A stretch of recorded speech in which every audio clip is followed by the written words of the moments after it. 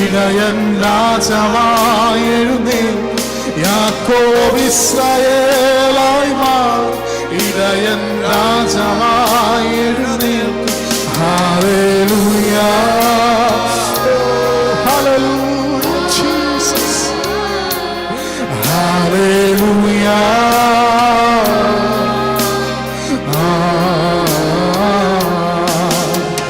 വാഗ്ദത്തത്തിൻ സമയമാണ്, മഹത്വത്തിൻ്റെ ദിനങ്ങളാണിത്. വിശ്വാസത്തോടെ വാഗ്ദത്തത്തിൻ സമയമാണ്,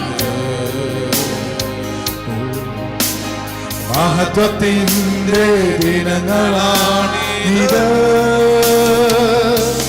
യാക്കോബ് ഇസ്രായേലായി മാറും.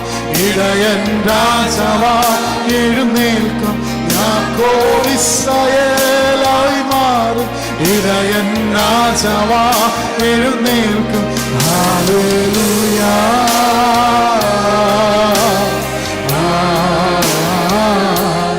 ഹല്ലേലൂയ.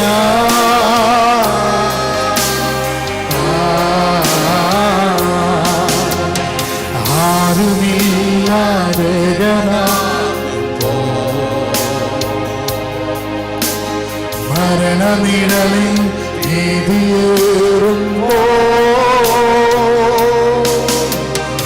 ആരുമില്ല വേഗനാകുമ്പോ,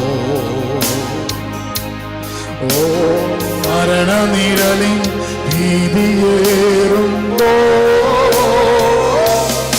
അസ്ഥി സൈന്യമായി നിവർന്നീടും. മഹത്വം ദേശത്തിൽ വിളങ്ങിയിടും. അസ്ഥി സൈന്യമായി നിവർന്നീടും. മഹത്വം ദേശത്തിൽ വിളങ്ങിയിടും. പരിശുദ്ധ റൂഹ,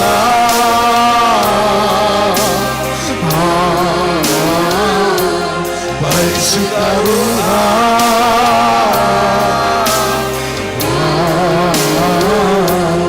ഹല്ലേലൂയ,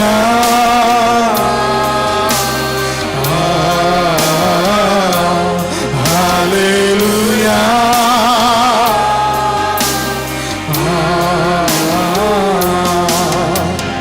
പോയ ദിനങ്ങൾ കണ്ണുനീർ പാപനുകത്തിൻ തോൽവിയേറ്റണ. പോയ ദിനങ്ങൾ കണ്ണുനീർ പാപനുകത്തിൻ തോൽവിയേറ്റണ. നീക്കി അടിമയെന്ന നാമം നൽകി പുത്രത്തെ. ഹല്ലേലൂയ. നീക്കി അടിമ നൽകി പുത്രത്വനവകാശം. അപ്പാ പിതാവേ,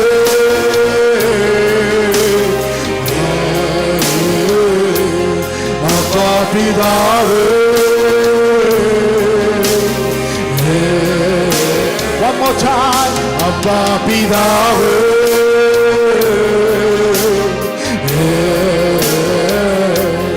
അപ്പാ പിതാവേ.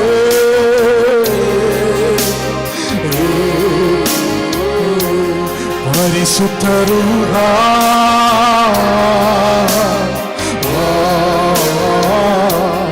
ഹല്ലേലൂയ.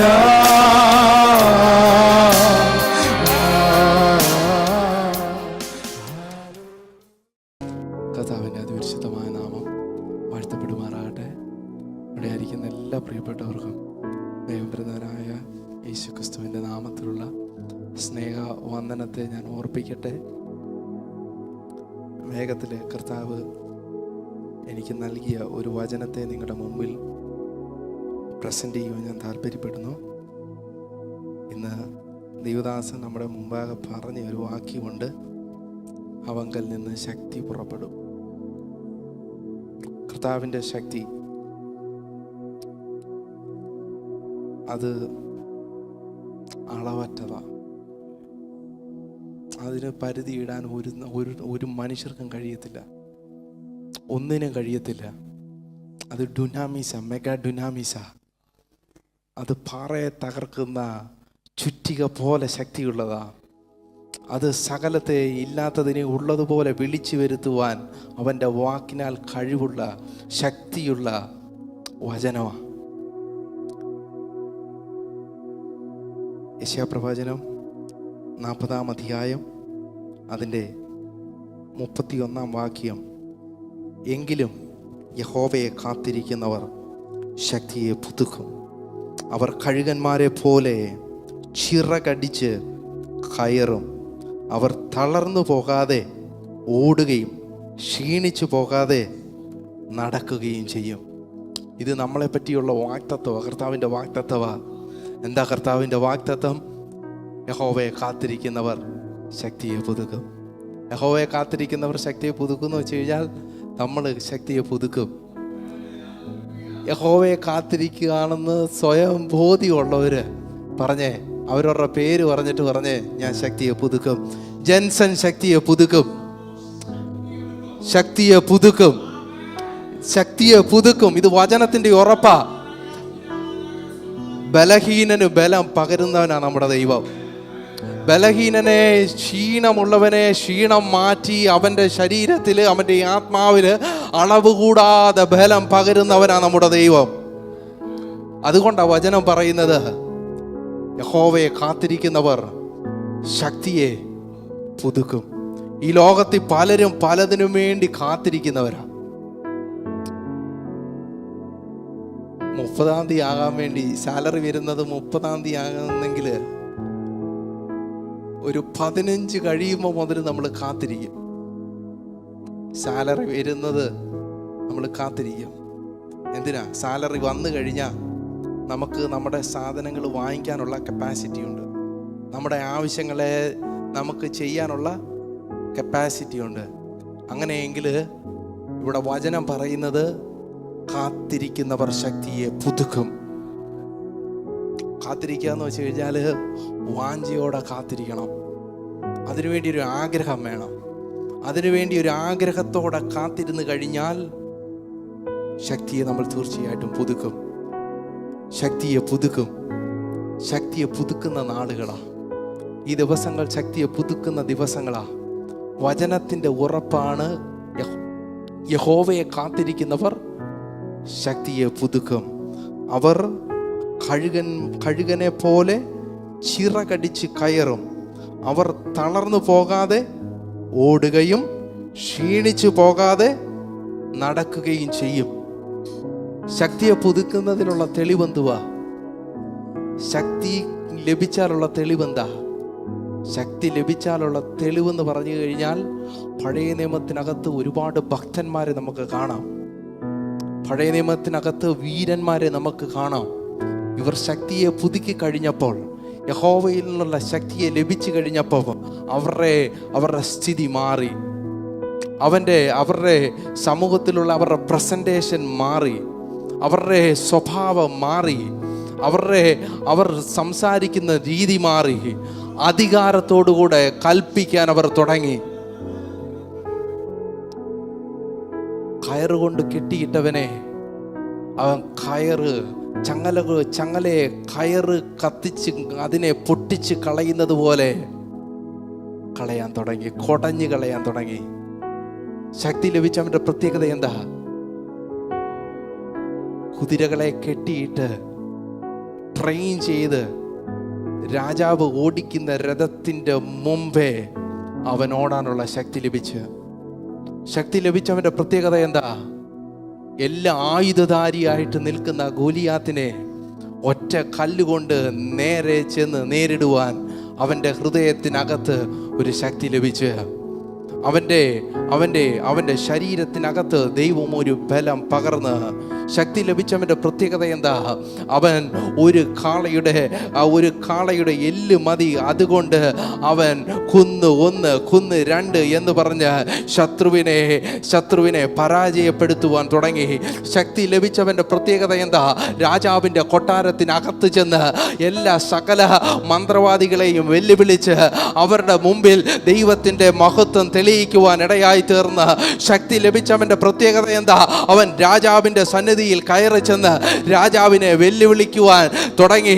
ശക്തി ലഭിച്ചവൻ്റെ പ്രത്യേകത എന്താ? അവന് മനുഷ്യൻ്റെ മുഖം ഒരു കാര്യമേ അല്ല. മനുഷ്യൻ്റെ സൈന്യത്തിൻ്റെ വലിപ്പം അവനൊരു പ്രശ്നമല്ലാതെയായി. ശക്തി ലഭിച്ചവൻ്റെ പ്രത്യേകത എന്താ? സാഹചര്യത്തെ നോക്കി വെല്ലുവിളിക്കുവാൻ അവൻ്റെ ഹൃദയത്തിനകത്ത് ദൈവം പകർന്ന ശക്തിയുണ്ടെന്ന് അവന് മനസ്സിലായി. ശക്തി ലഭിച്ചവൻ്റെ പ്രത്യേകത എന്താ? പ്രവാചകന്മാർ ചില്ലറക്കാരനൊന്നുമല്ല. പ്രവാചകൻ രാജ്യത്തിൻ്റെ നടുക്ക് ഇറങ്ങി നിന്ന് ദൈവം കൊടുത്ത വചനത്തെ മനുഷ്യന്റെ മുഖം നോക്കി ശങ്ക കൂടാതെ വിളിച്ചു പറയാനുള്ള ധൈര്യം ഉണ്ടായിരുന്നു. ആരുടെയും മുഖത്ത് നോക്കി വചനത്തെ, ദൈവത്തിൻ്റെ ശക്തിയുള്ള വചനത്തെ വിളിച്ചു പറയും. ശക്തി ലഭിച്ചവൻ്റെ പ്രത്യേകതയാ. ശക്തി ലഭിച്ചു കഴിഞ്ഞാൽ അവർക്ക് തന്നെ ഒരു ബോധ്യം ഉണ്ടാകും. അവർക്ക് തന്നെ ഒരു ബോധ്യം ഉണ്ടാകും, എനിക്ക് ശക്തി ലഭിച്ചിട്ടുണ്ട്. ശക്തി ലഭിച്ചു കഴിഞ്ഞാൽ അവർക്ക് മറ്റൊന്നും ഒരു വിഷയമല്ല. ദൈവം പറഞ്ഞത് അതുപോലെ ചെയ്യാനുള്ള ഉറപ്പ് അവർക്കുണ്ടാകും. ഇവിടെ യെശയ്യാ പ്രവചനത്തിൻ്റെ അവസാന അധ്യായത്തിൽ പറയുക, നിനക്കറിഞ്ഞുകൂടെയോ, നീ കേട്ടിട്ടില്ലയോ, യഹോവ നിത്യ ദൈവം, ഭൂമിയുടെ അറുതികളെ സൃഷ്ടിച്ചവൻ, അവൻ ക്ഷീണിക്കുന്നില്ല, തളർന്നു പോകുന്നില്ല, അവൻ്റെ ബുദ്ധി അപ്രയമത്രേ. എന്തുകൊണ്ടാണ് ഇത് യെശയ്യാ പ്രവാചകൻ എടുത്തു പറഞ്ഞതെന്നറിയാമോ? അത് പറഞ്ഞത് ആരാണ്? യഹോവയെന്നുള്ള വെളിപ്പാട് പറഞ്ഞു കൊടുത്തയാ. അവിടെ എന്താ പറഞ്ഞത്? നിനക്കറിഞ്ഞുകൂടെയോ, നീ കേട്ടിട്ടില്ലയോ, യഹോവ നിത്യ ദൈവം. ആരാ ശക്തീകരിക്കുന്നത്? നിത്യനായ ദൈവം. നിത്യനായ ദൈവത്തിൻ്റെ ശക്തിയുടെ പ്രത്യേകത എന്താ? അത് നിത്യമായ ശക്തിയാ. ആ ശക്തിയുടെ ക്യാരക്ടർ പറയാൻ വേണ്ടിയാ പ്രവാചകൻ യഹോവയെ കുറിച്ച് എടുത്തു പറയുന്നത്. എന്താ അവിടെ പറയുന്നത്? അവൻ ഭൂമിയുടെ അറുതികളെ സൃഷ്ടിച്ചവൻ. എങ്ങനെയാ സൃഷ്ടിച്ചത്? ഉണ്ടാകട്ടെ എന്ന വാക്കുകൊണ്ട് അവൻ സൃഷ്ടിച്ചു. അവൻ്റെ വാക്കിനാൽ ശക്തി പുറപ്പെട്ടു. യേശു ഈ ഭൂമിയിൽ വന്ന് സകലത്തിനെയും കൽപ്പിച്ചു.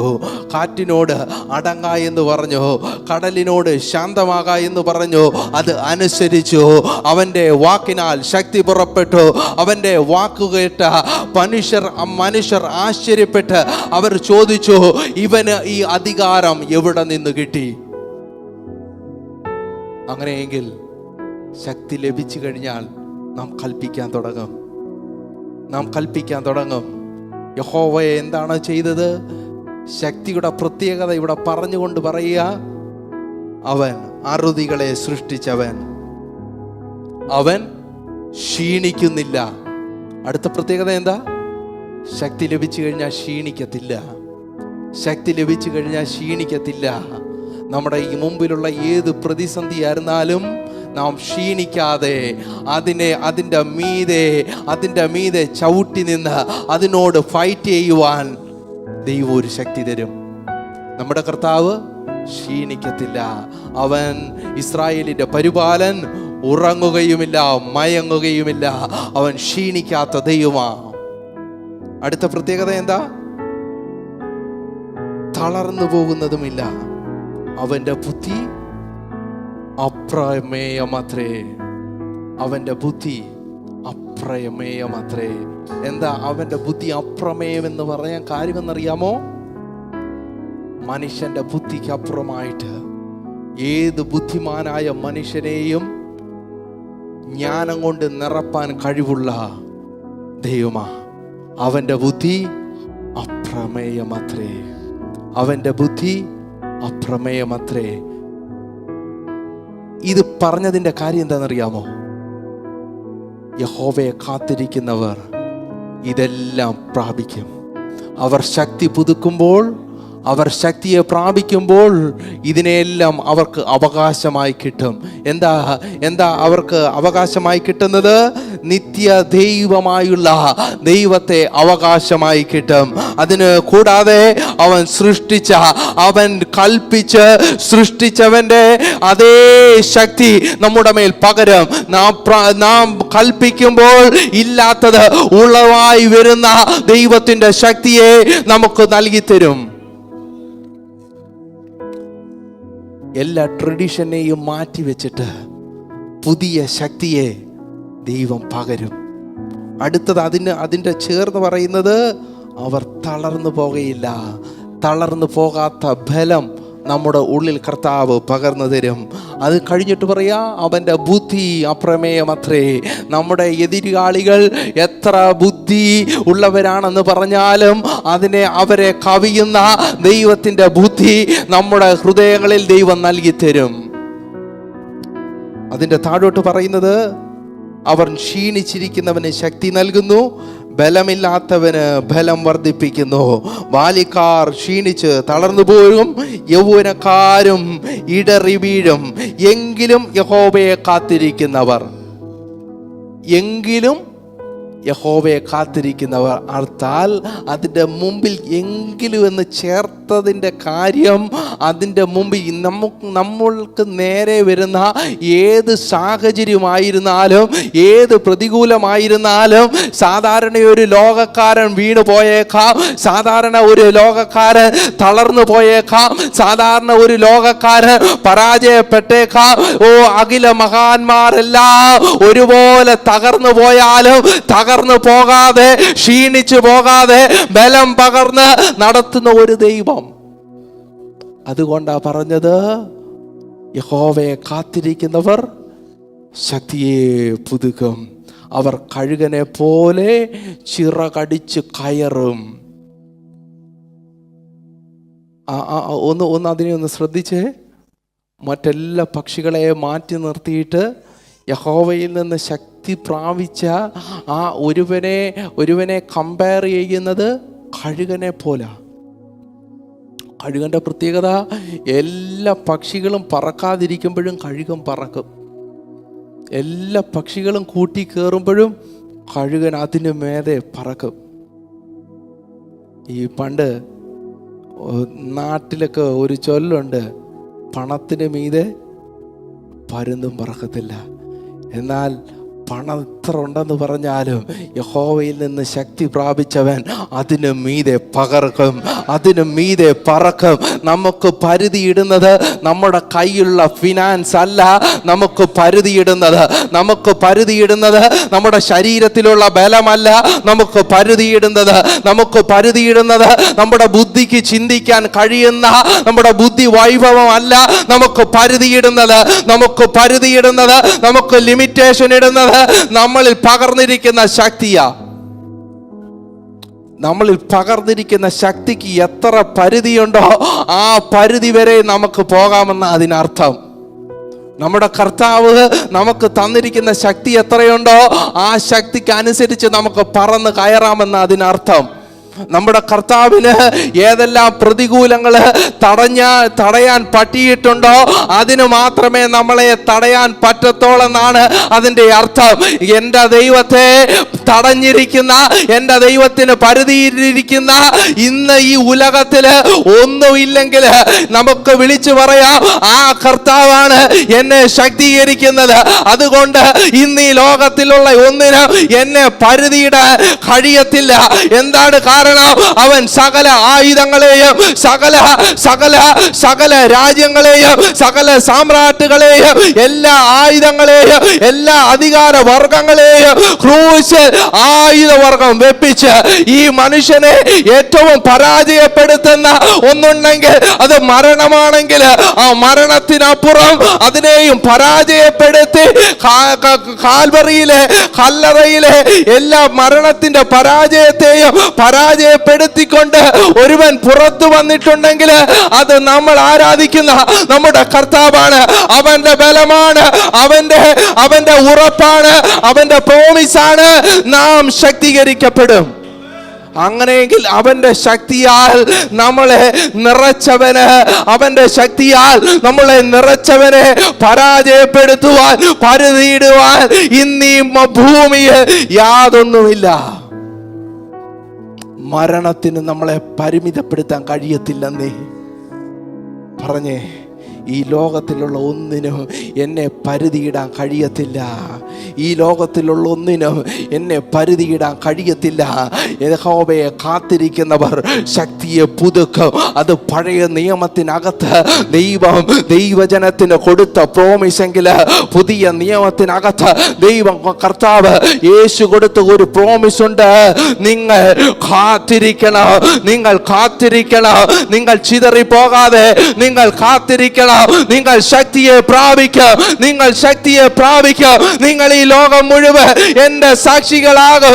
ആകയാൽ നിങ്ങൾ പുറപ്പെട്ട് പിതാവിന്റെയും പുത്രന്റെയും പരിശുദ്ധാത്മാവിന്റെയും നാമത്തിൽ സ്നാനം കഴിപ്പിച്ച് ഞാൻ നിങ്ങളോട് കൽപ്പിച്ചതൊക്കെയും പ്രമാണിപ്പാൻ തക്കവണ്ണം ഉപദേശിച്ചും കൊണ്ട് സകല ജാതികളെയും ശിഷ്യരാക്കും എന്ന് വെച്ച് കഴിഞ്ഞാൽ നമ്മളെ ഏതെങ്കിലും ചെറിയ സ്ഥലത്തിന് ഒതുക്കി കൂട്ടാൻ കഴിയത്തില്ല. സകല രാജ്യത്തിനും ഒരു രാജ്യത്തിനകത്ത് എന്നെ ഒതുക്കി കൂട്ടാൻ കഴിയത്തില്ല. ആ ദൈവത്തിന്റെ ശക്തിയിലോട്ട് കയറിയാൽ, പരിശുദ്ധാത്മാവിന്റെ നിറവിലോട്ട് കയറിയാൽ ഒരു രാജ്യത്തിനകത്ത്, ഒരു നോർത്താംപ്ടണിനകത്ത് എന്നെ ഒതുക്കാൻ കഴിയത്തില്ലെന്ന്. ദേശത്തിൻ്റെ പരിധികളെ കടന്ന്, രാജ്യത്തിൻ്റെ പരിധികളെ കടന്ന്, ഭൂഖണ്ഡങ്ങളുടെ പരിധികളെ കടന്ന് ഈ ഭൂമിയിൽ നാം ആയിരിക്കുമ്പം ഈ ഭൂമിയുടെ അറ്റത്തോളം പോകുവാൻ ദൈവം ശക്തി നൽകും. അതുകൊണ്ടാണ് പറഞ്ഞ കഴുകനെ പോലെ അവന് പരിധിയിടാൻ. എല്ലാ പക്ഷികൾക്കും ഒരു പരിധി ഉണ്ടെങ്കിൽ ഈ കഴുകനൊരു പരിധിയില്ല. ഈ നമ്മുടെ നാട്ടിലൊക്കെ ഈ മൃഗങ്ങളൊക്കെ കൂട്ടമായിട്ട് നടക്കും. ഇവർക്കെല്ലാം ഒരു ടെറിട്ടറി ഉണ്ട്. എന്നാ കഴുകനെ പറഞ്ഞതിൻ്റെ കാര്യം, കഴുകനൊരു ടെറിട്ടറി ഇല്ല. അവൻ പോകുന്നത് അവൻ പോകുന്നത്, അവൻ കടന്നു പോകുന്നത് അവൻ അധികാരമുള്ളത് അടുത്താണെന്നുള്ള ബോധ്യം അവൻ്റെ ഉള്ളിലുണ്ട്. അവൻ്റെ അധികാരത്തിലാണ് അവർ പോകുന്നതെന്നുള്ള ബോധ്യം അവനുണ്ട്. ശക്തി ലഭിച്ചവരുടെ പ്രത്യേകത 1-ാം നൂറ്റാണ്ടിനകത്ത് ആദ്യം ശക്തി ലഭിച്ചപ്പം അവരെല്ലാം കൂടിയിരുന്നട കുലുങ്ങി. താഴെ വലിയ ആഘോഷം നടക്കുക. പെന്തക്കോസ്ത് പെരുന്നാളിൻ്റെ വലിയ ആഘോഷം നടക്കുക. അവിടെ കുലുങ്ങാത്തത് മുകളിൽ 120 പേര് കൂടിയിരുന്ന മാളിക മുറിക്കകത്ത് അവരാരാധിച്ചു തുടങ്ങിയപ്പോൾ, പരിശുദ്ധാത്മാവ് ഇറങ്ങി വന്നപ്പോൾ താഴെ കുലുങ്ങാതിരുന്നത്. ആഘോഷത്തില് ദേശമെങ്ങും ഒരുമിച്ച് ആഘോഷിക്കുന്ന പെരുന്നാളിനകത്ത് ഭൂമി കുലുങ്ങാതിരുന്നത്. അവർ ആരാധിച്ചു തുടങ്ങിയപ്പോ ഭൂമി കുലുങ്ങുവാനിടയായി. അഗ്നിനാവായി അവരുടെ മുമ്പിൽ പ്രത്യക്ഷപ്പെട്ട, പിളർന്ന നാവായി അവരുടെ മുമ്പിൽ പ്രത്യക്ഷപ്പെട്ട് ശക്തി ലഭിക്കുമെന്ന് കർത്താവ് കൊടുത്ത വാഗ്ദത്തത്തിനകത്ത് അവരുടെ നാവിൽ പരിശുദ്ധാത്മാവ് തൊടുന്നത് നമുക്ക് കാണാം. പരിശുദ്ധാത്മാവ് തൊട്ട് കഴിഞ്ഞപ്പോൾ എന്താ സംഭവിച്ചത്? അവർ പറയുന്നത് പ്രവചനങ്ങളായി മാറി, അവർ പറയുന്നത് അധികാരത്തിന്റെ വാക്കുകളായി മാറി. ഇന്നലെ വരെ അവരെ കേൾക്കാൻ ആരുമില്ലാതെ ഇരുന്നപ്പോ ശക്തി ലഭിച്ചു കഴിഞ്ഞപ്പോൾ ആളുകൾ കൂടിമൂടി വലിയ പെരുന്നാളിൽ നിന്ന്, വലിയ പെന്തക്കോസ്ത് പെരുന്നാളിൽ നിന്ന്, ആഘോഷത്തിന്റെ ആരവത്തിൽ നിന്ന് ജനം അവിടെ നിന്ന് വിട്ടുമാറി ഈ ചെറിയ കൂട്ടത്തിലേക്ക് കയറുവാനിടയായി. ശക്തി പ്രാപിച്ചതിന്റെ പ്രത്യേകതയാ, നാം അങ്ങോട്ട് ചേരുകയല്ല, നാം ലോകത്തോടു കൂടെ ചേരുകയല്ല. ആ ലോകത്തിലുള്ളവർ സത്യം തിരിച്ചറിഞ്ഞ് നമ്മളോട് കൂടെ ചേരും. നാം പറയുന്ന പരിശുദ്ധയാത്മാവിനാൽ നാം പറയുന്നത് പ്രവചന ശബ്ദങ്ങളായി മാറും. പരിശുദ്ധയാത്മാവിനാൽ നാം പറയുന്നത് ലോകം കേൾക്കുവാൻ ഇടയാകുമെങ്കിൽ അങ്ങനെ തുടങ്ങിയ ശക്തിയാ ഇത്. 2 കൊരിന്തിയ ലേഖനം, 2 കൊരിന്തിയർക്ക് അപ്പോസ്തലനായ പൗലോസ് ലേഖനം എഴുതുമ്പം അവിടെ പറയുക, അതുകൊണ്ട് ഞങ്ങൾ അധൈര്യപ്പെടാതെ ഞങ്ങളുടെ പുറമെയുള്ള മനുഷ്യൻ ക്ഷയിച്ചു പോകുന്നുവെങ്കിലും ഞങ്ങളുടെ അകമയുള്ള അവൻ നാൾക്കുനാൾ പുതുക്കം പ്രാപിക്കുന്നു. ലോകത്തിലുള്ള എല്ലാ മനുഷ്യർക്കും സംഭവിക്കുന്ന ഒന്നുണ്ട്, പുറമെയുള്ള ശരീരം ക്ഷയിച്ചു പോകും. എന്നാൽ ആത്മാവിൽ ഉറപ്പുള്ളവൻ, ആത്മാവിൽ ശക്തി പ്രാപിച്ചവൻ വിളിച്ചു പറയും, പുറമെയുള്ള ശരീരത്തിൻ്റെ ശക്തി ക്ഷയിച്ചു പോകുമ്പോഴും അതിനെ കവിയുന്ന ആത്മാവിൻ്റെ ശക്തി എൻ്റെ അകമയുള്ള മനുഷ്യനെ നാൾക്കുനാൾ പുതുക്കം വരുത്തുന്നു. പുറമെയുള്ള ശക്തി ക്ഷയിച്ചു പോകുമ്പോഴും ആത്മാവിൻ്റെ അകമയുള്ള ശക്തി അകമയുള്ള മനുഷ്യനെ നാൾക്കുനാൾ പുതുക്കം വരുത്തുന്നു. ഇതാ ശക്തിയുടെ പ്രത്യേകത, ഇതാ ശക്തിയുടെ പ്രത്യേകത. ഈ ശക്തിയുടെ പ്രത്യേകത എന്താണെന്ന് അതിൻ്റെ ആ 7-ാം വാക്യത്തിനകത്ത് നമുക്ക് കാണാം. എങ്കിലും ഈ അത്യന്ത ശക്തി ഞങ്ങളുടെ സ്വന്തമെന്നല്ല, ദൈവത്തിൻ്റെ ദാനം എന്ന് വരേണ്ടതിന് ഈ നിക്ഷേപം ഞങ്ങൾക്ക് മൺപാത്രങ്ങളിൽ ആകുന്നു ഉള്ളത്. ഈ അത്യന്ത ശക്തി ഞങ്ങളുടെ സ്വന്തമെന്നല്ല, ദൈവത്തിൻ്റെ ദാനമെന്ന് പറയേണ്ടതിന് ഇത് മൺപാത്രങ്ങളിലാകുന്നു ഉള്ളത്. ഈ അത്യന്ത ശക്തി താങ്ങാനുള്ള ഈ മൺപാത്രം എന്ന് പറഞ്ഞു കഴിഞ്ഞാൽ ഭയങ്കര എന്താ പറയുന്നത്, പൊട്ടാൻ സാധ്യതയുള്ള സാധനമാണ്. നമ്മൾ ഈ ചില പാക്കറ്റുകളൊക്കെ വാങ്ങിക്കുമ്പം അതിനകത്ത് നമ്മൾ കൊറിയറൊക്കെ വരുവാണെങ്കിൽ അതിനകത്ത് എഴുതി വെച്ചേക്കും, ഫ്രജൈൽ എഴുതി വെച്ചേക്കും. എന്ന് വെച്ച് കഴിഞ്ഞാൽ ഇത് പൊട്ടാൻ സാധ്യതയുണ്ട്, സൂക്ഷിച്ച് ഉപയോഗിക്കണമെന്നാണ്, സൂക്ഷിച്ച് ഇതിനെ കൈകാര്യം ചെയ്യാവുള്ളതാണ്. എന്നാൽ ഈ പൊട്ടാൻ സാധ്യതയുള്ള ഈ മൺകൂടാരത്തിനകത്ത് പൊട്ടാതെ നിർത്തുന്നത്, ഇതിനെ ശക്തീകരിച്ച് നിർത്തുന്നത് ഇതിനകത്ത് പകർന്നിരിക്കുന്ന അത്യന്ത ശക്തിയാ. പല മൺപാത്രങ്ങളും പൊട്ടിപ്പോയപ്പം, പല മൺപാത്രങ്ങളും നശിച്ചു പോയപ്പം നശിക്കാതെ ഇതിനെ പ്രിസർവ് ചെയ്ത്, ഇതിനെ സ്ട്രെങ്തൻ ചെയ്ത് നിർത്തിയിരിക്കുന്ന ഒരു ശക്തിയുണ്ട്. അത് ദൈവത്തിൻ്റെ ശക്തിയാ. ആ ശക്തിയുടെ പ്രത്യേകത എന്താ?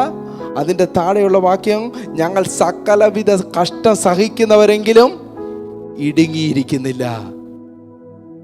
കഷ്ടങ്ങൾ നേരിടുമ്പം പലരും ഇടുങ്ങിപ്പോകുമ്പം ഇടുങ്ങിപ്പോകാതെ നിൽക്കുന്നത് ഈ ശക്തിയുടെ പ്രത്യേകതയാ. അതിൻ്റെ അടുത്തതെന്താ? ബുദ്ധിമുട്ടുന്നവരെങ്കിലും നിരാശപ്പെടുന്നില്ല. എല്ലാവർക്കും വരുന്നത് പോലുള്ള ബുദ്ധിമുട്ടുകൾ പലപ്പോഴും നമുക്ക് വരുമ്പോഴും നാം നിരാശപ്പെട്ടു പോകാത്തത് ഈ ശക്തിയുടെ പ്രത്യേകതയാ. നിരാശപ്പെടാൻ അനേക സാഹചര്യങ്ങൾക്ക് നമുക്കുണ്ടായിരുന്നിട്ടും നിരാശപ്പെടാതെ പോയത് ഈ ശക്തിയുടെ പ്രത്യേകതയാ. കാര്യം ഒന്നറിയാം, ഒരിക്കലും ലജ്ജിച്ചു പോകാൻ കർത്താവ് ഇടവരുത്തത്തില്ല. അവൻ്റെ ശക്തി എന്നിൽ പകർന്നിരിക്കുന്ന ശക്തിയാ. അത് എല്ലാ നിരാശകളെയും മാറ്റി എൻ്റെ ഹൃദയത്തിനകത്ത് എല്ലാ മനുഷ്യൻ്റെ സമാധാനം തരുന്നത് പോലല്ല, ലോകത്തിൻ്റെ സമാധാനം പോലല്ല, നിരാശപ്പെടാതിരിക്കേണ്ടതിന് സകല ബുദ്ധിയെയും കവിയുന്ന ദൈവിക സമാധാനത്താൽ നിറയ്ക്കുന്ന ശക്തിയായത്. അതിൻ്റെ താഴെ വീണ്ടും പറയുന്നത് എന്താ? ഉപദ്രവം അനുഭവിക്കുന്നവരെങ്കിലും ഉപേക്ഷിക്കപ്പെടുന്നില്ല.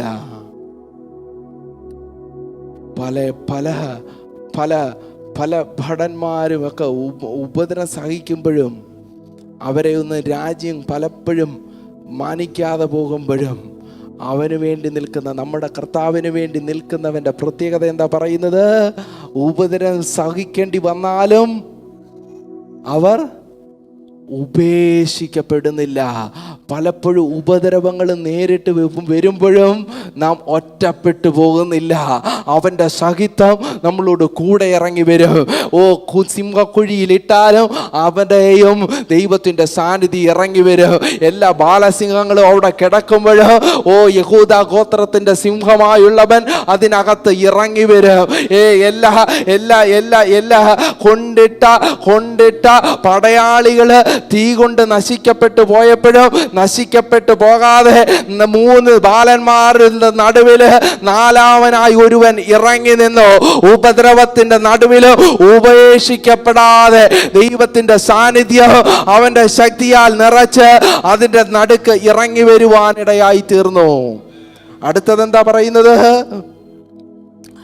യേശുവിന്റെ ജീവൻ ഞങ്ങളുടെ ശരീരത്തിൽ വെളിപ്പെടേണ്ടതിന് യേശുവിൻ്റെ മരണം ശരീരത്തിൽ എപ്പോഴും വഹിക്കുന്നു. ഈ പ്രശ്നങ്ങളൊക്കെ വരുമ്പോൾ നമ്മൾ യേശുവിൻ്റെ മരണത്തെ നമ്മൾ സഹിക്കുക. യേശുവിൻ്റെ മരണത്തെ നമ്മൾ സഹിക്കുക. എന്തുകൊണ്ടാണ്? യേശുവിൻ്റെ ജീവൻ ഞങ്ങളുടെ ശരീരത്തിൽ വെളിപ്പെടേണ്ടതിന്. യേശുവിൻ്റെ ജീവൻ നമ്മുടെ ശരീരങ്ങളിൽ വെളിപ്പെടേണ്ടതിന് എല്ലാ പ്രതികൂലത്തിനകത്തും നമ്മൾ ശക്തിയോടെ നിൽക്കും എന്ന് വെച്ച് കഴിഞ്ഞാൽ ഒരു പ്രതികൂലത്തിനും ഒരു പ്രശ്നത്തിനും യേശുവിൻ്റെ ജീവൻ നമ്മുടെ അകത്ത് നിന്ന് എടുത്തു മാറ്റാൻ കഴിയത്തില്ലെന്ന്. അവൻ്റെ മരണത്തിൽ നാം പങ്കാളികളായതുകൊണ്ട് അവൻ്റെ ജീവനിൽ നാം പങ്കാളികളാ. അതുകൊണ്ടാണ് ഇവിടെ പറയുന്നത്, അതുകൊണ്ട് ഞങ്ങൾ അധൈര്യപ്പെട്ടു പോകുന്നില്ല. എല്ലാ പ്രതികൂലത്തിനകത്തും അധൈര്യപ്പെട്ടു പോകാതെ ഞങ്ങളുടെ പുറമേയുള്ള മനുഷ്യൻ ക്ഷയിച്ചു പോകുന്നുവെങ്കിലും ഞങ്ങളുടെ അകമേയുള്ള അവൻ നാൾക്കുനാൾ പുതുക്കം പ്രാപിക്കുന്നു. നാൾക്കുനാൾ പുതുക്കം പ്രാപിക്കുന്നു. യഹോവയെ കാത്തിരിക്കുന്നവർ ശക്തിയെ പുതുക്കും. ശക്തിയെ പുതുക്കും. നാൾക്ക് നാൾ പുതുക്കം പ്രാപിക്കുന്നു. നാൾക്ക് നാൾ പുതുക്കം പ്രാപിക്കുന്നു. കർത്താവിൻ്റെ സന്നിധിയിൽ കർത്താവിൻ്റെ മകനായിട്ട് നാം നിൽക്കുമ്പോൾ നാം നാൾക്ക് നാൾ പുതുക്കം പ്രാപിക്കണം. നാൾക്ക് നാൾ നാം പുതുക്കം പ്രാപിക്കണം. പുതുക്കം പ്രാപിച്ചില്ല എങ്കിൽ, അവൻ്റെ ശക്തിയിൽ നാം പുതുക്കപ്പെട്ടില്ല എങ്കിൽ പലപ്പോഴും പ്രശ്നങ്ങൾ വരുമ്പോൾ നമുക്ക് അയ്യം വിളിക്കേണ്ട അവസ്ഥ വരും. എന്നാൽ നാൾക്ക് നാൾ പുതുക്കം പ്രാപിക്കുന്നവൻ അയ്യം വിളിക്കത്തില്ല. അവൻ ശക്തിയെ പുതുക്കി പ്രതികൂലങ്ങൾക്ക് മീതെ കയറി ചെല്ലും. അതുകൊണ്ടാണ് ഭക്തൻ പറഞ്ഞത്, എൻ്റെ ദൈവത്താൽ ഞാൻ മതിൽ ചാടി കടക്കും. എൻ്റെ ദൈവത്താൽ ഞാൻ മതിൽ ചാടി കടക്കും. എൻ്റെ ദൈവത്താൽ ഞാൻ മതിൽ ചാടി കടക്കും. നമുക്ക് വിരോധവും നമുക്ക് പ്രതികൂലവുമായിരിക്കുന്ന സകലത്തിനെയും ചാടിക്കടപ്പാനുള്ള ശക്തിയായത് ഇത് ദൈവത്തിൻ്റെ പ്രോമിസാ. ഇത് ദൈവത്തിൻ്റെ പ്രോമിസാ. നമ്മുടെ കർത്താവിൻ്റെ പ്രോമിസാ. നാൾക്ക് നാൾ നമ്മുടെ അകമേയുള്ള മനുഷ്യനെ പുതുക്കുമെന്നുള്ളത് കർത്താവിൻ്റെ പ്രോമിസ് ആണെങ്കിൽ ഈ വചനങ്ങളാൽ കർത്താവ് നമ്മളെ ധാരാളമായിട്ട് അനുഗ്രഹിക്കുമാറാകട്ടെ. നമ്മുടെ കർത്താവ് വേഗം വരുന്നു. മറാനദ.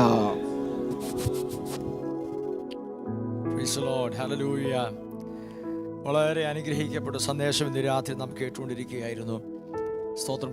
കഴിഞ്ഞ കുറേ ആഴ്ചകളായി ദൈവസഭയോട് ദൈവം ഇടപെട്ടുകൊണ്ടിരുന്ന ഒരു ഭാഗത്തിൻ്റെ കണ്ടിന്യൂവേഷനാണ് കർത്താദാസ് ഇന്ന് രാത്രി നമ്മോട് സംസാരിച്ചത്. ദൈവം എൻ്റെ ഏൽപ്പിച്ച ദൂതിൻ്റെ പകുതി ജൻസം പറഞ്ഞു കഴിഞ്ഞു. സ്തോത്രം.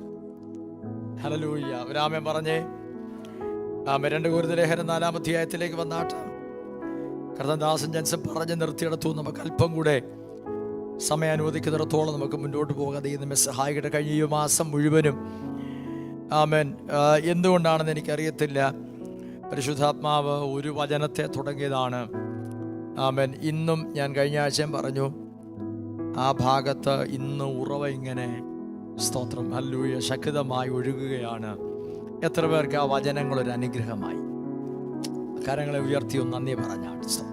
നാം കേട്ടു വന്ന വചനത്തിൻ്റെ ഓർക്കുന്നുണ്ടെങ്കിൽ ഒന്ന് പറഞ്ഞേ. നമ്മൾ എന്തുവാ കഴിഞ്ഞ മാസം മുഴുവൻ ചിന്തിച്ച പദം എന്താണ്? റൂഹ റുവാഖ് ഹക്കദോഷ്. സ്തോത്രം. ഹല്ലേലൂയ. ജീവന്റെ ആത്മാവിൻ്റെ പ്രമാണം. നമ്മിൽ വ്യാപരിക്കുന്ന രക്ഷിക്കപ്പെട്ട് സ്നാനപ്പെട്ട് യേശുക്രിസ്തുവിലായ വ്യക്തിയുടെ അകത്ത് ഒരു പുതിയ പ്രമാണം വ്യാപരിക്കുകയാണ്. ആ പുതിയ പ്രമാണത്തിൻ്റെ പേര് ജീവന്റെ ആത്മാവിൻ്റെ പ്രമാണം. ഹല്ലേലൂയ. ഇന്ന് രാത്രി നാം കേട്ട ഭാഗം അത് തന്നെയാണ്. സ്തോത്രം. ആമേൻ, ആമേൻ. അവങ്കൽ നിന്ന് ശക്തി പുറപ്പെട്ടു. യഹോവയെ കാത്തിരിക്കുന്ന ആ പദം, ആമേൻ, ശക്തി എന്ന പദം ആവർത്തിച്ച് പരിശുദ്ധാത്മാവിന്റെ അകത്ത് ആമേൻ റിലീസ് ചെയ്തുകൊണ്ടിരിക്കുകയാണ്. ആമേൻ. യഹോവയെ കാത്തിരിക്കുന്നവർ ശക്തിയെ പുതുക്കും. ആമേൻ. ഹല്ലേലൂയ. അവർ ക്ഷീണിച്ചു പോകുകയല്ല, കഴുകന്മാരെ പോലെ ചിറകടിച്ചുയരും. 2 കൊരിന്ത്യർ ലേഖനം 4-ാം അധ്യായത്തിലേക്ക് വന്നാട്ട് സ്തോത്രം, അതിൻ്റെ 7-ാമത്തെ വാക്യം മുതൽ കർത്താദാസൻ പറഞ്ഞു നിർത്തിയ ഭാഗമാണ്. 7-ാം വാക്യം മുതൽ ഒന്നുകൂടെ നമുക്ക് ആ ഭാഗം വായിക്കാം. സ്തോത്രം.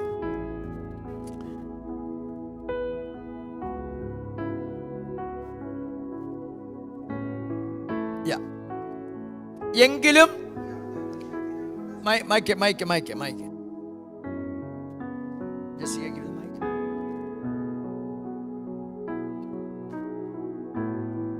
എങ്കിലും ഈ അത്യന്ത ശക്തി, ആ പദം ശ്രദ്ധിച്ച്, അത്യന്ത ശക്തി.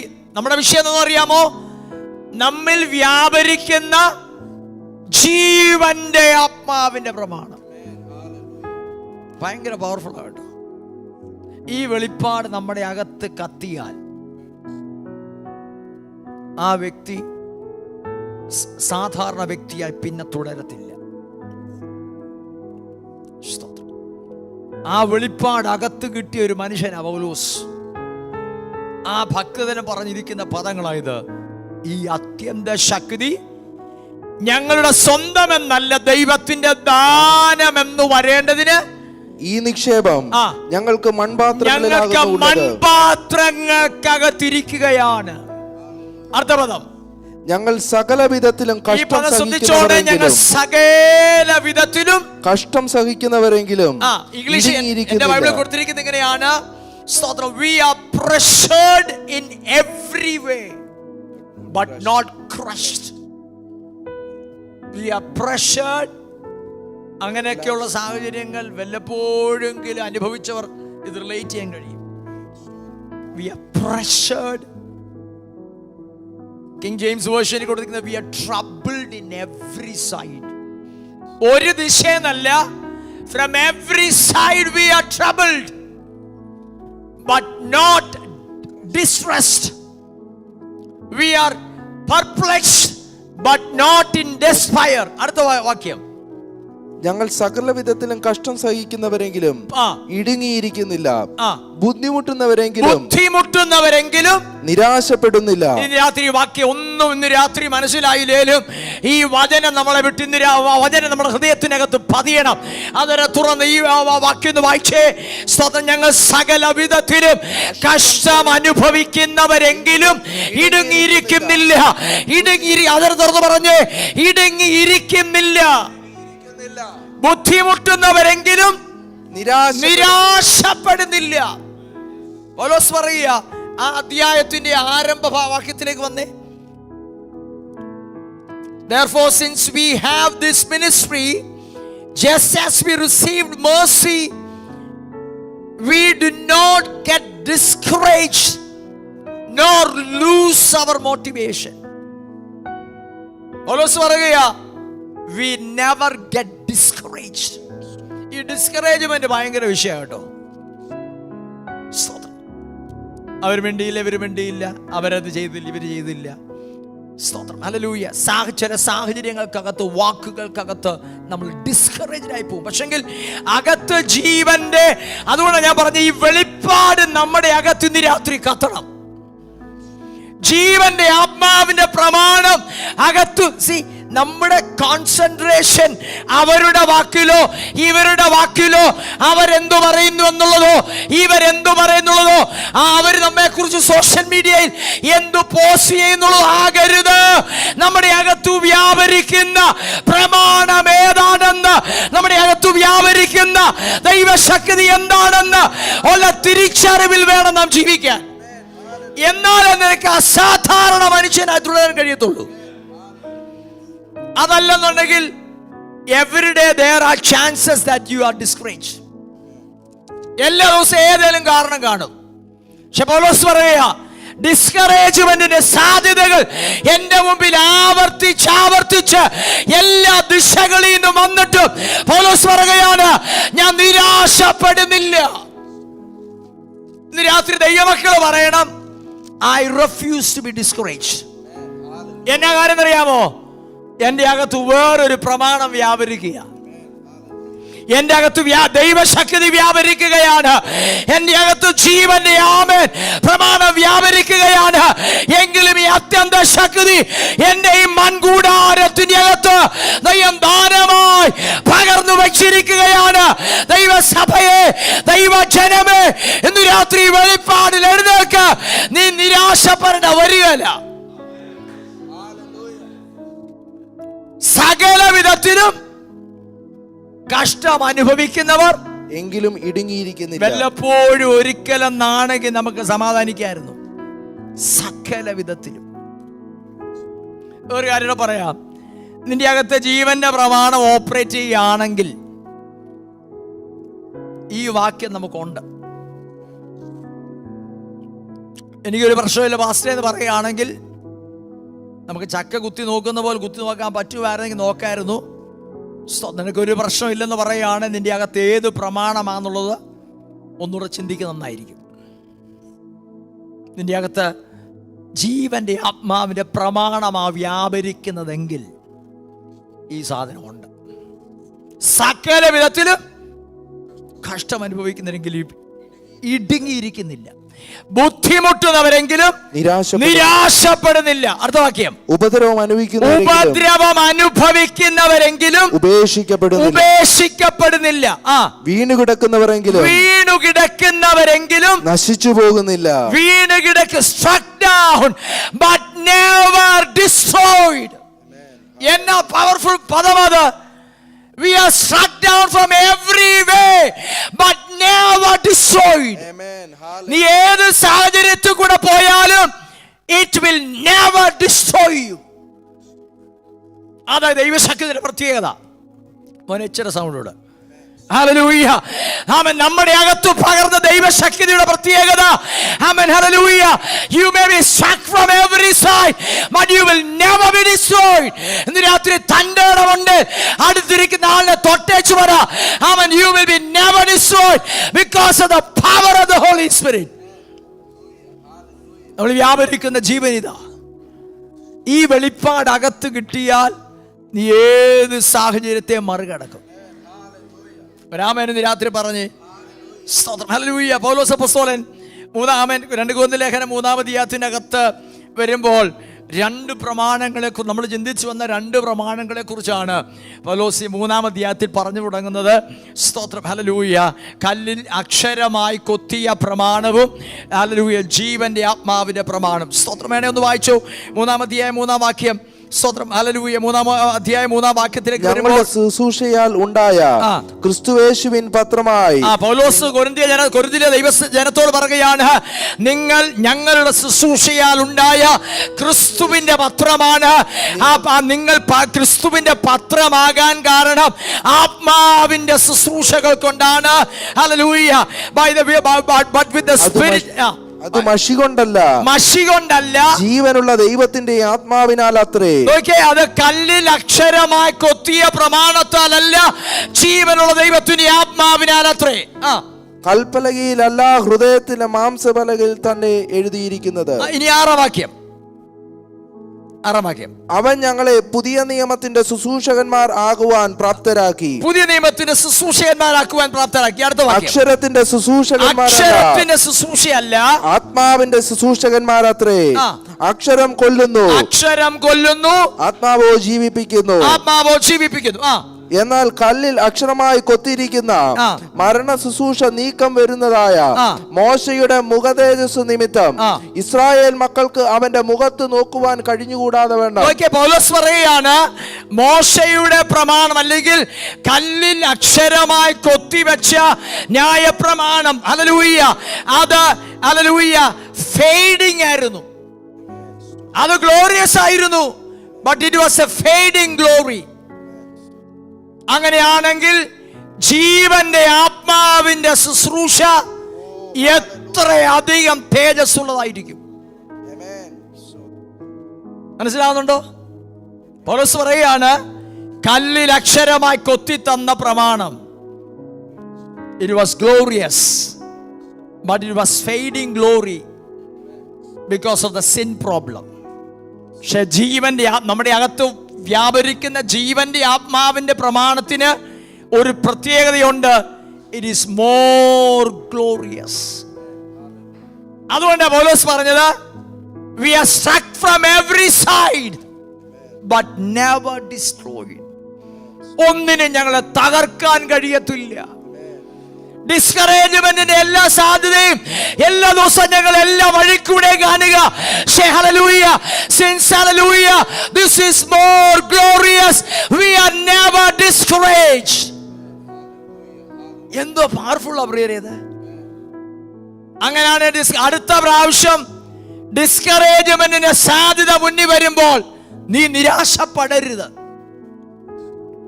രാമേ പറഞ്ഞേ, ഞാൻ നിന്റെ മുമ്പിൽ സാധ്യതകൾ പിശാച് കൊണ്ടുവരുമ്പോൾ നീ അതിനെ ആത്മാവിൽ കീഴടക്കണം. ഞാന് ഈ കഴിഞ്ഞ ദിവസങ്ങളിൽ നമ്മുടെ ഉപവാസപ്രാർത്ഥനയ്ക്കകത്ത് പറഞ്ഞൊരു വചനമുണ്ട്. ലേയ്ക്ക് ആദ്യം ലഭിച്ച തലമുറയുടെ പേര് രൂബേൻ, 2 ശിമയോൻ, 3 ഈ 3 തലമുറയെ കിട്ടുമ്പോഴും അവൾ തൃപ്തിയായില്ല. ഇപ്പോൾ എൻ്റെ ഭർത്താവിനെ കേൾക്കും, ഇപ്പോൾ എൻ്റെ ഭർത്താവിനോട് പറ്റിച്ചേരും. തൃപ്തിയില്ലാത്തൊരു ജീവിതം. പക്ഷെ അവള് ചിന്തിക്കാതെ പോയൊരു കാര്യമുണ്ട്. റാഹേല് തലമുറയെ ലഭിച്ചിട്ടില്ല, ഇവക്ക് തലമുറയെ കിട്ടി. പക്ഷെ അവൾ എന്ത് ചെയ്യുക? തൃപ്തിയില്ലാതെ തുടരുകയാ. പക്ഷെ 3 തലമുറ കഴിഞ്ഞു, 4ാമത്തെ ഒരു തലമുറ വന്നു. അപ്പോൾ അവൾ പറഞ്ഞൊരു പദമുണ്ട്, ഇപ്പോൾ ഞാൻ യഹോവയെ സ്തുതിക്കും എന്ന് പറഞ്ഞവൻ യഹൂദ എന്ന പേരിട്ടു. ആദ്യജാതൻ ആരാ? രൂബേനാ. പക്ഷെ എവിടെ മനോഭാവം ദൈവമായ ക്ലിയർ ആയില്ല. 4ാമത്തെ യഹൂദയെ ദൈവം മുൻപന്തി കൊണ്ടുവന്നു. ഈ വചനത്തിനകത്ത് വാക്യമുണ്ട്, യഹൂദയെ നിന്റെ കരം ശത്രുവിന്റെ, അറിയത്തില്ല വാക്യം, യഹൂദയെ നിന്റെ കരം ശത്രുവിന്റെ കഴുത്തിലിരിക്കും. രാമൻ പറ എന്ന് പറഞ്ഞ സാഹചര്യങ്ങൾക്കകത്ത് ഇന്ന് രാത്രി അടുത്തൊരു പദം പറ, ശ്രദ്ധിച്ച് കേട്ടോണേ. നമ്മുടെ ഭവനങ്ങൾക്കകത്ത്, നമ്മുടെ ചുറ്റുപാടുകൾക്കകത്ത് നിരാശയുടെ വാക്കുകളെ നാം പുറപ്പെടുവിക്കരുത്. ഹല്ലേലൂയ. നിന്റെ അകത്ത് വ്യാപരിക്കുന്നത് ജീവന്റെ ആത്മാവിന്റെ പ്രമാണമാണ്. പലപ്പോഴും നമ്മുടെ മേൽ പകർന്ന ദൈവകൃപയെ വല്ലോരും അല്ല ചോർത്തുന്നത്, നമ്മൾ തന്നെ ചോർത്തിക്കളയുക.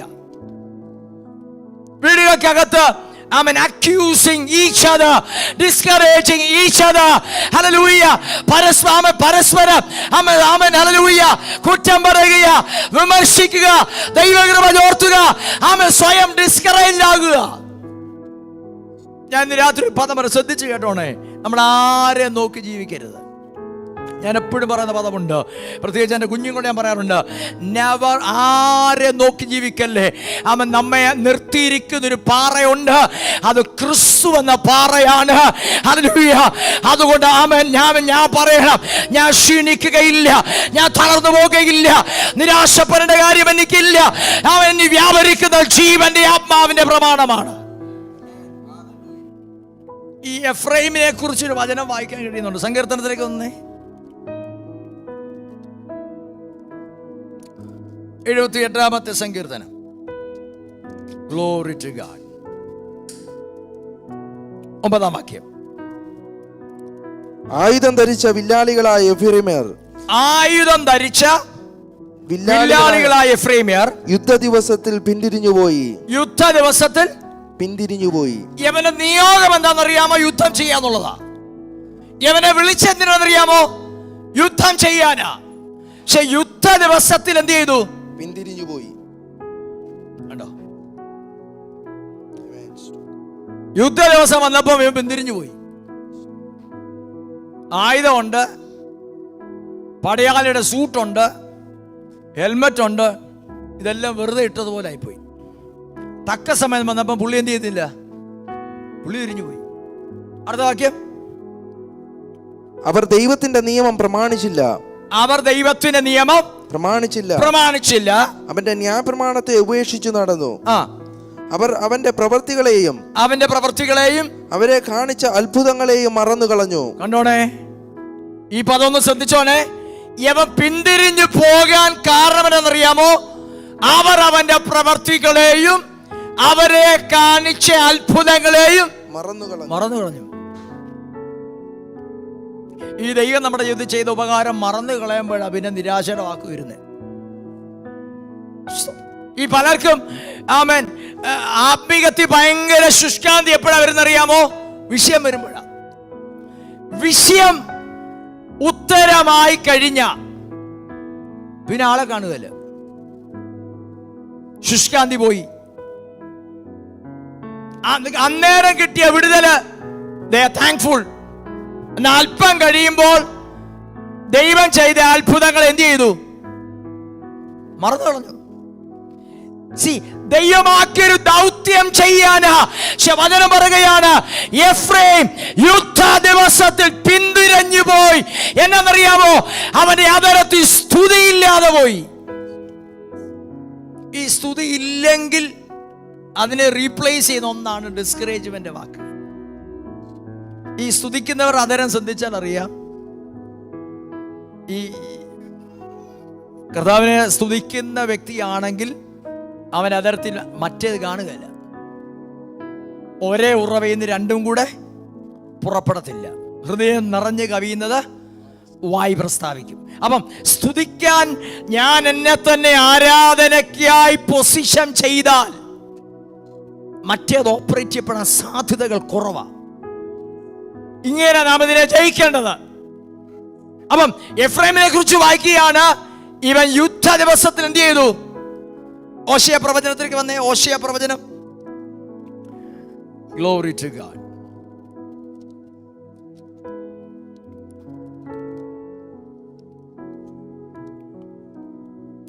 നാലാം അധ്യായം 17-ാം വാക്യം. എഫ്രൈം വിഗ്രഹങ്ങളുടെ കൂട്ടാളിയാകുന്നു, അവനെ വിട്ടുകളയുക. മദ്യപാനം കഴിക്കുമ്പോൾ അവർ പരസംഗം ചെയ്യും, അവരുടെ പ്രഭുക്കന്മാർ ലജ്ജിച്ച്. ഈ എഫ്രൈമിനെ ദൈവം തിരഞ്ഞെടുത്ത ഉൽപ്പത്തി പുസ്തകം എന്താ കാണാൻ കഴിയും? അറിയാർക്കല്ലേ എഫ്രൈമിനെ ദൈവം എങ്ങനെയാ തിരഞ്ഞെടുത്തെന്ന്? എഫ്രൈമിന്റെ അപ്പനാരാ? യോസഫ്. യോസഫിന് ദൈവം കൊടുത്ത തലമുറകൾ രണ്ടുപേരാരൊക്കെയാ? മനശ്ശെയും മൂത്തവനാരാ? ആമേൻ. മനശ്ശെയും എഫ്രൈമിനെയും കൊണ്ട് യോസഫ് അപ്പന്റെ അനുഗ്രഹം വാങ്ങാനായിട്ട് വന്നിരിക്കുക. ശ്രദ്ധിച്ചു കേട്ടോണം. ശരിക്കും വലത്തെ കരം മനശ്ശെയുടെ മേൽ വെച്ച് അനുഗ്രഹിക്കേണ്ടിടത്ത് അപ്പൻ കരം പിണച്ചു വെച്ച് അനുഗ്രഹിച്ചു. യോസഫ് ആകുന്ന നോക്കി, അപ്പ അങ്ങനല്ല, യവനല്ല മൂത്തത്, യവനാ, മനശ്ശെയുടെ മേലാണ് ഈ അനുഗ്രഹം വരേണ്ടത് എന്ന് യോസഫ് ആകുന്ന പറഞ്ഞിട്ട് അപ്പ സമ്മതിച്ചില്ല. എന്ന് പറഞ്ഞാൽ അർഹതയില്ലാത്തിടത്ത് ദൈവനെ തിരഞ്ഞെടുത്തു നിർത്തിയതാ. പക്ഷെ യുദ്ധ ദിവസം വന്നപ്പോൾ നിയോഗങ്ങളിൽ നിന്ന് പിന്തിരിഞ്ഞു പോയി. എന്നാ കാര്യം അറിയാമോ? ദൈവം ചെയ്ത പ്രവർത്തികളെ അവൻ മറന്നു കളഞ്ഞു. ദൈവത്തിന്റെ പ്രമാണത്തിൽ നിന്ന് വിട്ടുമാറി. ഇന്ന് രാത്രി മറക്കല്ലേ, നമ്മൾ വ്യാപരിക്കുന്ന പ്രമാണം അത് ജീവന്റെ ആത്മാവിന്റെ പ്രമാണമാണ്. സമയം മുന്നോട്ട് പോകുന്നല്ലോ. മടങ്ങി കൊരിന്ത്യർ ലേഖനത്തിലേക്ക് വന്നാട്ട്. ഹല്ലേലൂയ. അപ്പം പൗലോസ് പറയുന്ന ഭാഗം ഇതാണ്: ഞങ്ങൾ കഷ്ടം അനുഭവിക്കുന്നവരും എങ്കിലും ഇടുങ്ങിയിരിക്കുന്നില്ല. അതിന് താഴോട്ട് വാക്യം വായിച്ച 4-ാം അധ്യായത്തിലേക്ക് വന്ന് താഴോട്ട് വായിച്ചാട്ട്. ബുദ്ധിമുട്ടുന്നവരെങ്കിലും നിരാശപ്പെടുന്നില്ല, ഉപദ്രവം അനുഭവിക്കുന്നവരെങ്കിലും ഉപേക്ഷിക്കപ്പെടുന്നില്ല. 3-ാം അധ്യായം അതിന്റെ 15-ാം വാക്യം. 3-ാം അധ്യായം 15-ാം വാക്യം. എന്നാൽ അവരുടെ മനസ്സ് കഠിനപ്പെട്ടുപോയി. പഴയ നിയമം വായിക്കുമ്പോഴൊക്കെയും ആ മൂടുപടം നീങ്ങാതെ ഇന്ന് വരെ ഇരിക്കുന്നുവല്ലോ. പഴയ നിയമം വായിക്കുമ്പോഴൊക്കെ ആ മൂടുപടം ഇരിക്കുന്നുവല്ലോ. അത് ക്രിസ്തുയേശുവിൽ നീങ്ങിപ്പോകുന്നു. മോശയുടെ പുസ്തകം വായിക്കുമ്പോഴെല്ലാം ആ മൂടുപടം ഇരിക്കുകയാണ്. എന്നാൽ പുതിയ നിയമത്തിലേക്ക് വരുമ്പോൾ ആ മൂടുപടം നീങ്ങിപ്പോകുകയാണ്. അതാണ് മുമ്പേ പറഞ്ഞ 17-ാം വാക്യം വായിച്ചാട്ട്. 17-ാം വാക്യം. കർത്താവ് ആത്മാവാകുന്നു. കർത്താവിന്റെ ആത്മാവുള്ളയിടത്ത് സ്വാതന്ത്ര്യമുണ്ട്. അടുത്ത വാക്യം കൂടെ. എന്നാൽ മൂടുപടങ്ങൾ നീങ്ങിപ്പോയ മുഖത്ത് കർത്താവിന്റെ തേജസ്സിനെ കണ്ണാടി പോലെ പ്രതിബിംബിക്കുന്നവരായി നാം എല്ലാവരും ആത്മാവാകുന്നു കർത്താവിന്റെ ദാനമായി തേജസ് പ്രാപിച്ച് അതേ പ്രതിമയായി രൂപാന്തരപ്പെടുന്നു.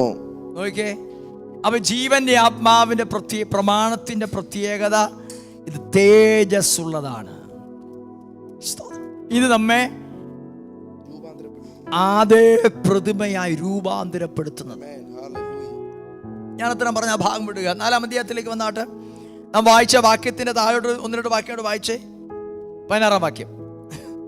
അതുകൊണ്ട് ഞങ്ങൾ അധൈര്യപ്പെടാതെ ഞങ്ങളുടെ പുറമേയുള്ള മനുഷ്യൻ ക്ഷയിച്ചു പോകുന്നുവെങ്കിലും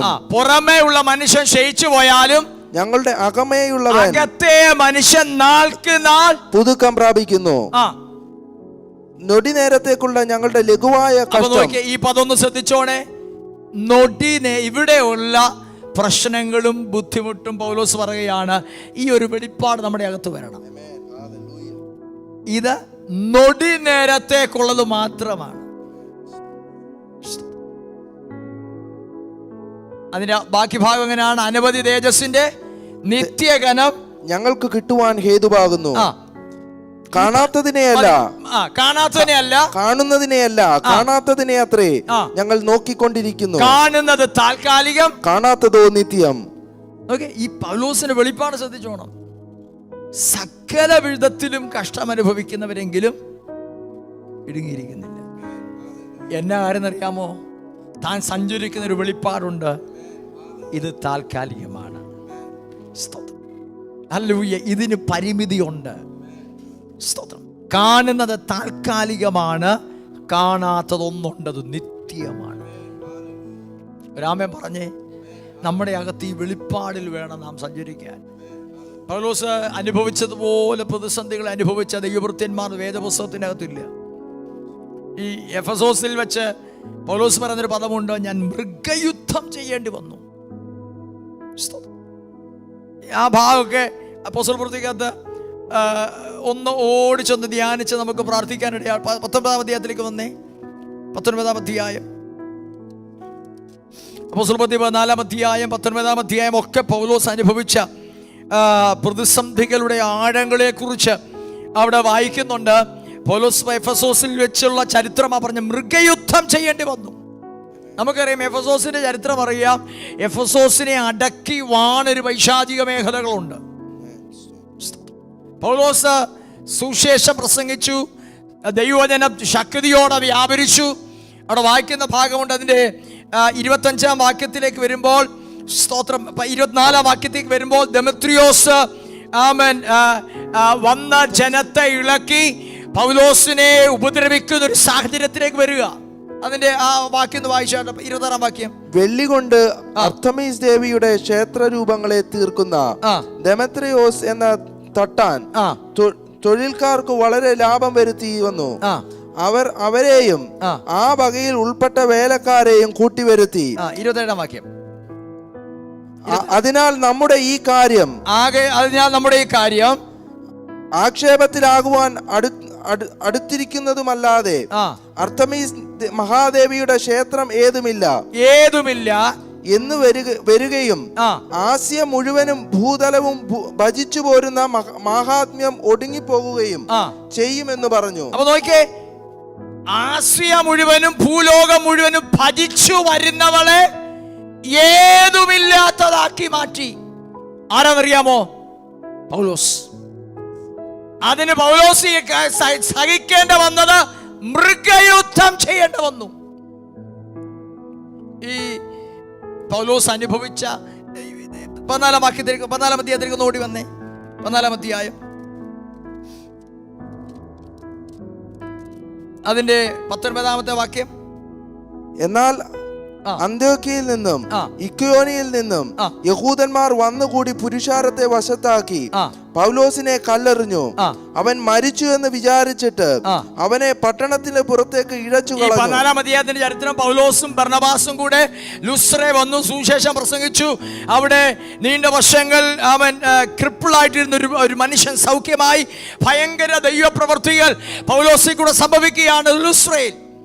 എന്നിട്ട് പൗലോസും ബർന്നബാസും കൂടെ, സ്തോത്രം, ഹല്ലേലൂയ, പൗലോസിനെയും ബർന്നബാസിനെയും ഗ്രീക്ക് ദേവനാന്നും പറഞ്ഞ്, ദേവന്റെ അവതാരമാന്ന് പറഞ്ഞ് ജനം ഇളകി ഇവരെ ദേവന്മാരായി പ്രഖ്യാപിക്കാൻ ശ്രമിച്ചു. പൗലോസും ബർന്നബാസും അതിനെ എതിർത്തു. അതിനുശേഷം ഹല്ലേലൂയ അവിടെ സംഭവിച്ച കാര്യമാണ്, അന്ത്യോക്യയിൽ നിന്ന് കുറെ പേര് വന്ന് ജനത്തെ ഇളക്കി പൗലോസിനെ കല്ലെറിഞ്ഞ് കൊന്നുകളയാൻ ശ്രമിക്കുക. അതിന്റെ താഴത്തെ വാക്യം വായിച്ചേ. എന്നാൽ ശിഷ്യന്മാർ അവനെ ചുറ്റി നിൽക്കുകയിൽ അവൻ എഴുന്നേറ്റ് പട്ടണത്തിൽ ചെന്നു. ഈ സാഹചര്യം ശ്രദ്ധിച്ചേ. പൗലോസ് അനുഭവിച്ച സാഹചര്യം 2 തിമോത്തിയോസ് 3:11 വായിച്ചേ. 2 തിമോത്തിയോസ് 3:11. 2 തിമോത്തിയോസ് 3:11. ഞാൻ എന്തെല്ലാം ഉപദ്രവം സഹിച്ചോ അതിൽ എല്ലാത്തിലും കർത്താവ് എന്നെ വിടുവിച്ചു. 11 വാക്യം. അന്ത്യോക്യയിലും ഇക്കോനിയയിലും ലുസ്രയിലും എനിക്ക് സംഭവിച്ച ഉപദ്രവവും കഷ്ടാനുഭവം കണ്ടറിഞ്ഞിരിക്കുന്നു.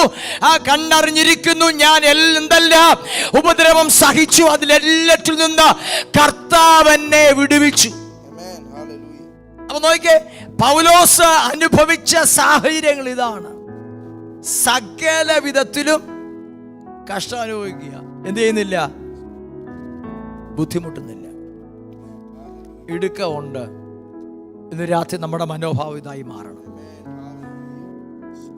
പൗലോസ് പറയുക, ഐ ആം നെവർ ഡിസ്കറേജ്ഡ്. എന്നാ കാര്യം അറിയാമോ? എൻ്റെ അകത്ത്, സ്തോത്രം, ജീവന്റെ ആത്മാവിന്റെ പ്രമാണം വ്യാപരിക്കുക. എൻ്റെ അകത്ത് ദൈവശക്തി വ്യാപരിക്കുകയാണ്. ഞാൻ ജീവിക്കുന്നത് ജീവന്റെ ആത്മാവിൻ്റെ പ്രമാണത്തിലാണ്. അതുകൊണ്ടാണ് പൗലോസ് പറഞ്ഞത്, സകല വിധത്തിലും ഇടുങ്ങിയിരുന്നാലും ഞാൻ ക്ഷീണിക്കുന്നില്ല. 1-2 വാക്യങ്ങൾ വായിച്ച് ഞാൻ വാക്ക് അവസാനിപ്പിക്കുക. റോമാലേഖനത്തിലേക്ക് വരുമ്പോൾ പൗലോസ് പറഞ്ഞ കാര്യമുണ്ട്. സ്തോത്രം, hallelujah. Who shall separate us from the love of Christ. Hallelujah. കഷ്ടതയ്ക്കോ നഗ്നതയ്ക്കോ ആപത്തിനോ വാളിനോ ഇതിനൊന്നിനും എന്നെ ക്രിസ്തുവിൽ നിന്ന് വേർപിരിക്കാൻ കഴിയത്തില്ല. സ്തോത്രം, ഹല്ലേലൂയ. കൊരിന്ത്യലേഖനത്തിലെ പൗലോസ് പറഞ്ഞ കാര്യമുണ്ട്, കർത്താവുമായി ഒന്നായി ചേർന്നവൻ ഏക ആത്മാവായി മാറി. സ്തോത്രം, ഞാനും കർത്താവും ഒന്നാണ്. ആമേൻ, ഹല്ലേലൂയ. എന്നിൽ വ്യാപരിക്കുന്നത് ക്രിസ്തുവിൻ്റെ ജീവനാ വ്യാപരിക്കുന്നത്. അതുകൊണ്ട് അതിൽ തന്നെ വേർപിരിക്കാൻ സാഹചര്യങ്ങൾ എന്തുമായിക്കൊള്ളട്ടെ, പ്രതിസന്ധികൾ മുന്നിൽ വരട്ടെ, പൗലോസ് പറയുക, ക്രിസ്തുവിന്റെ സ്നേഹത്തിൽ നിന്ന് എന്നെ വേർപിരിക്കാൻ കഴിയത്തില്ല. സ്തോത്രം, ഹല്ലേലൂയ. ആമേൻ. യാക്കോബിന്റെ ലേഖനം 1-ാം അധ്യായത്തിലേക്ക് ഓടി വന്ന് 2-3 വാക്യങ്ങൾ വായിച്ചാൽ, യാക്കോബിന്റെ ലേഖനം 1-ാം അധ്യായം, യാക്കോബിന്റെ ലേഖനം 1-ാം അധ്യായം അതിന്റെ 2-3 വാക്യങ്ങളെ, എൻ്റെ സഹോദരന്മാരെ, നിങ്ങൾ വിവിധ പരീക്ഷകളിൽ അകപ്പെടുമ്പോൾ, അടുത്ത വാക്യം, ആമേൻ, നിങ്ങളുടെ വിശ്വാസത്തിന്റെ പരിശോധന സ്ഥിരത ഉളവാക്കുന്നുവെന്നറിഞ്ഞ്, ആമേൻ, അതാശേഷം സന്തോഷമെന്നെണ്ണണം. ഇതായിരിക്കണം നമ്മുടെ മനോഭാവം. പൗലോസ് പറഞ്ഞ വാക്കുമാനം മറക്കല്ലേ. സകല വിധത്തിലും എല്ലാ വഴിക്കൂടെയും, struck from every side, never destroyed. വിശ്വാസത്തിന്റെ പരിശോധന സ്ഥിരത ഉളവാക്കുന്നെന്നറിഞ്ഞ്. അതുകൊണ്ടാണ് പൗലോസ് തന്നെ റോമാലേഖനത്തിൽ പറയുന്നത്, സ്തോത്രം, കഷ്ടതയ്ക്ക് പുതിയൊരു നിർവചനമാണ്. ഇല്ലെന്നല്ല, ഈ ദൈവജനത്തിൻ്റെ വാക്യമുണ്ട്, ഭക്തിയോടെ ജീവിപ്പാൻ ആഗ്രഹിക്കുന്നവർക്കല്ല എന്തുണ്ട്? ഉണ്ട്. ഭക്തി കെട്ട് ജീവിക്കുന്നവരുടെ കാര്യം വിഷയമല്ല. നീ ഭക്തിയോടെ ജീവിക്കാൻ ആഗ്രഹിക്കുന്ന ആളാണോ? സാഹചര്യമുണ്ട്. പക്ഷെ മറക്കല്ലേ, അതിനെ ജയിക്കുന്ന ഒരു ദൈവശക്തി നിന്റെ അകത്ത് വസിക്കുക. ഇന്ന് രാത്രി എന്നെ കേൾക്കുന്ന ദൈവജനമേ, നീ അഭിമുഖീകരിക്കുന്ന ഏതു വിഷയമാണെങ്കിലും അതിനെ ജയിക്കുന്ന ഒരു ദൈവശക്തി നിന്റെ അകത്ത് വസിക്കുന്നത്. ഇന്ന് രാത്രി ഈ വെളിപ്പാടിൽ വേണം മുന്നോട്ട് പോകാൻ. ഹല്ലേലൂയ, ആമേൻ, ഹല്ലേലൂയ. ഏത് സാഹചര്യത്തെ നീ അഭിമുഖീകരിച്ചാലും സ്തോത്രം, ഹല്ലേലൂയ, ഇതിനെ ജയിക്കുന്ന, സാഹചര്യത്തെ ജയിക്കുന്ന സ്തോത്രം. ആ വായിച്ച വാക്യം മോനെ ഒന്നിട്ട് സ്തോത്രം. 2 കൊരിന്ത്യർ ലേഖനം 4-ാം അധ്യായം 8-9 വാക്യം ഒന്നിട്ടാണ് എൻ്റെ വാക്കുകളെ ചുരുക്കുകയാണ്. സ്തോത്രം. ആ കുറിവാക്യം ഇന്ന് രാത്രി മറക്കരുത്. ഞങ്ങൾ സകല വിധത്തിലും we are troubled from every side yet not distressed. ബുദ്ധിമുട്ടുന്നവരെങ്കിലും നിരാശപ്പെടുന്നില്ല. ഇന്ന് രാത്രി നിരാശകൾ ഇന്ന് രാത്രി അടിഞ്ഞു മാറട്ടെ. ഈ നിരാശ വരുമ്പോഴാണ് നമ്മൾ ചിലത് പറഞ്ഞു പിടിപ്പിക്കുന്നത്. പക്ഷെ വെളിപ്പാടകത്ത് കത്തിയാൽ പിന്നെ നമ്മൾ അതിനു മുമ്പിൽ തോക്കേണ്ട വരത്തില്ല. നീ ഭക്തിയോടെ ജീവിക്കാൻ ആഗ്രഹിക്കുന്ന വ്യക്തിയാണോ? ഇത് ഇങ്ങനത്തെ സാഹചര്യം വന്നേക്കാം. ഉപദ്രവം അനുഭവിക്കുന്നവരെങ്കിലും ഉപേക്ഷിക്കപ്പെടുന്നില്ല. വീണ് കിടക്കുന്നവരെങ്കിലും നശിച്ചു പോകുന്നില്ല.